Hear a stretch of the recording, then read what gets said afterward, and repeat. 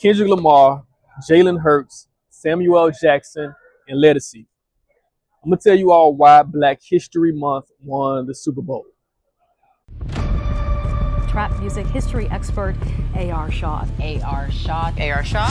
A.R. Shaw. A.R. Shaw. A.R. Shaw, author of Trap History, Atlantic Culture, and the Global Impact of Trap Music. This is A.R. Shaw, A.R. Shaw TV. I am the author of the book Trap History, Atlantic Culture, and the Global Impact of Trap Music. You can definitely check that out. Like, subscribe, comment. Let's have a dialogue on some of the commentary that we discuss in this here channel. I'm gonna get right into it. I'm here in New Orleans, Super Bowl 2025, and I think I've witnessed one of the greatest cultural events that we've seen in a long time. And it's not just because of the football game that occurred in the Super Bowl between the Philadelphia Eagles and the Kansas City Chiefs, but it's the cultural moments that happened outside of the Super Bowl that really brought everything together and made this one of the biggest moments in Black history. And that's why I say Black History Month won the Super Bowl. I'm gonna get right into it. So from the onset of this Super Bowl, it was really it had several prominent cultural moments, and I'm talking about it really leaned into the culture of Louisiana and New Orleans. Starts off with Lettucey singing "Lift Every Voice and Sing." For those who don't know what "Lift Every Voice and Sing" is, it's the Black national anthem, and she sung it with a choir. Man, I think she really put her passion into it. Very soulful, very strong. And that's pretty much how things started with this Super Bowl, and it continued. Following that, they had a moment where they really just brought in the entire culture of New Orleans.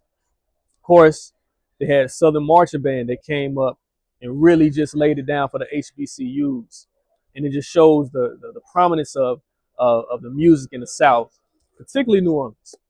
Continuing with that theme, they brought in Trombone Shorty. They had John Baptiste, who did the national anthem from a piano. And what's interesting about John Baptiste and him doing the national anthem, during the national anthem, they actually showed a visual of President Donald Trump. And, it was a mix. A lot of people cheered for Trump, and there were some boos. It was a mix. I was in the middle of a lot of Philly fans, and as you know, the people, fans from Philly, they're very raucous. So you had some people who cheered for Trump, and you had some people that booed Trump. Now, Trump's presence at this Super Bowl is very significant for several reasons. Of course, you have what's happening and what Trump has done pretty much in the first 30 days. I don't think he's been in office for 30 days, but it feels like 30 days. But the first few weeks of his second term, there's a lot of things that's happened. And we got an opportunity to see Kendrick Lamar, Samuel L. Jackson answer some of those things within this symbolic performance. Now, days before Kendrick Lamar's performance, I actually got a tip from someone who produces the Super Bowl halftime show, and they pretty much, they didn't really give me all of the clues, but they gave me a gist of what was about to happen. They told me that a lot of symbolism was going to take place. They told me that you will probably have to look at this Kendrick Lamar performance more than once to really understand the entire storyline.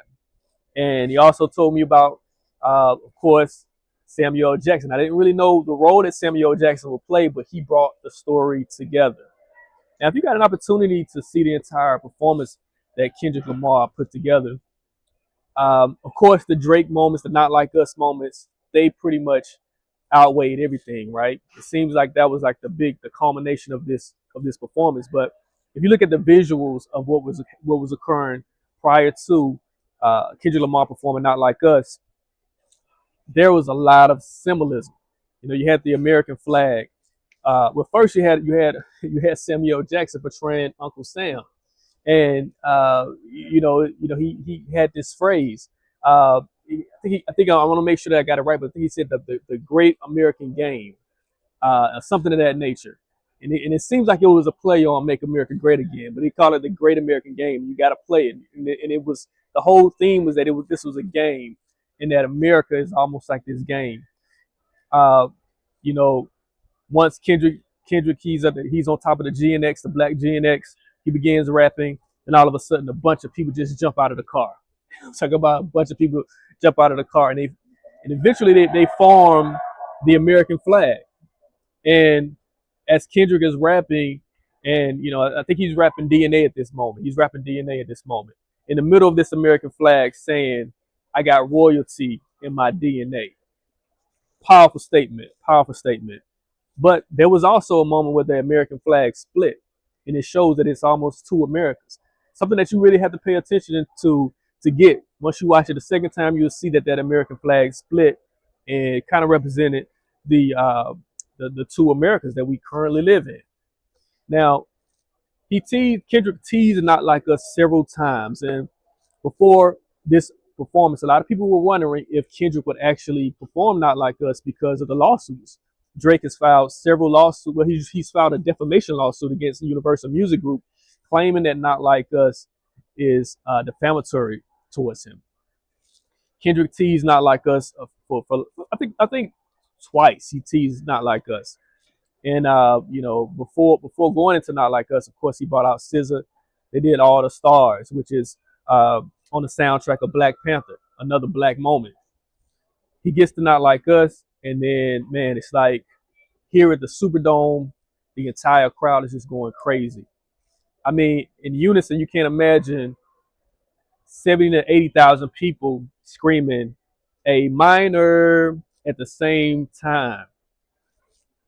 Also, you get Serena Williams coming up and sea walking.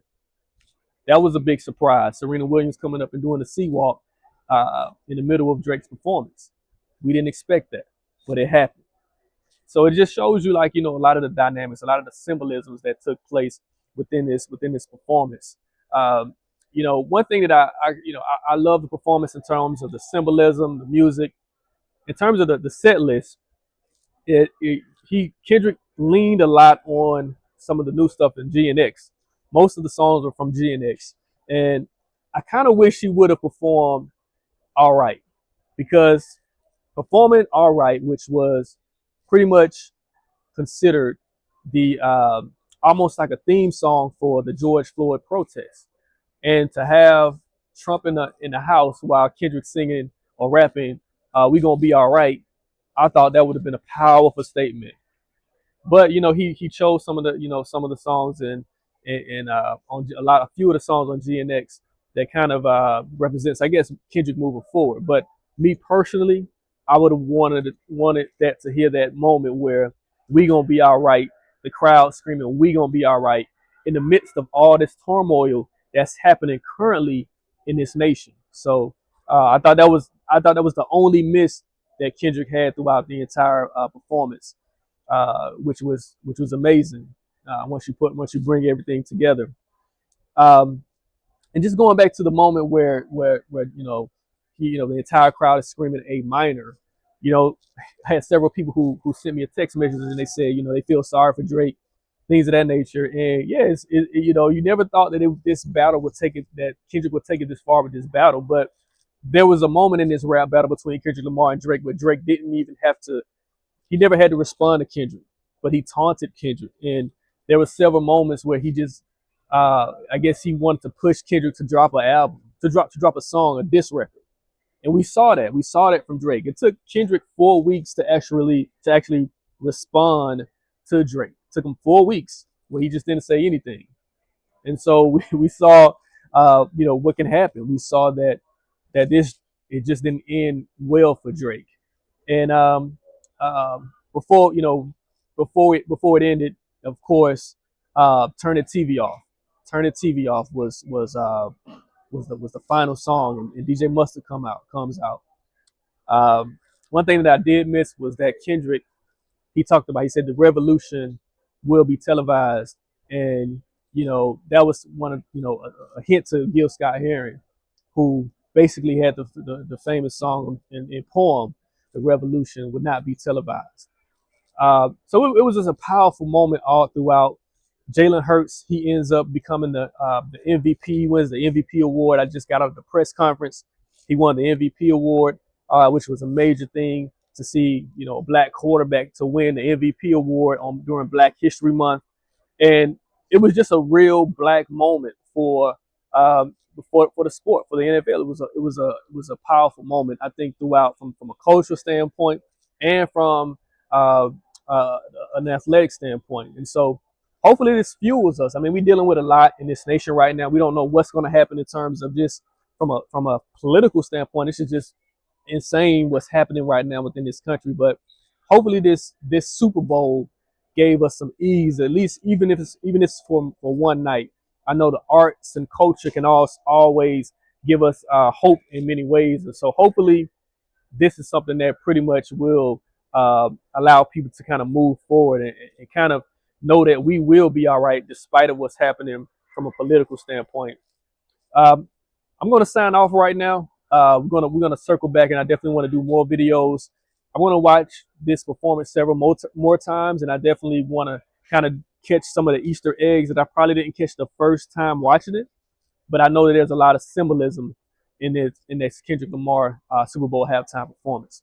Again, I am A.R. Shaw, the author of the book Trap History, Atlanta Culture, and the Global Impact of Trap Music. Definitely check that book out. Like, subscribe, follow, comment. Let me know what you thought of the Super Bowl halftime show and the entire Super Bowl within itself. I'm out.